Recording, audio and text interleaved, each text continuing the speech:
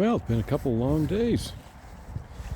I said that I wasn't going to do any mini excavation, but the last 2 days, that's exactly what I've been doing. And these folks, I've did a clearing job for them. Then I did a buried electrical cable job for them. And when I saw what they were struggling with, I can do it for you. And then as it started to unravel, a little bit more came out of it. And I really, really enjoyed doing it.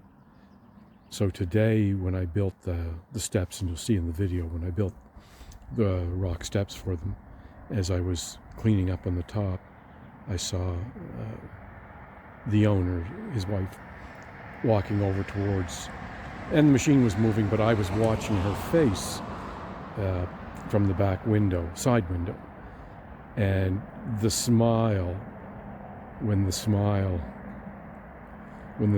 came on her face, and I could read her lips, and I could read, she was, oh my God, that's beautiful. It just put a smile on my face that made me so happy. So I'm just really happy that I did the job for them, and it turned out so nice.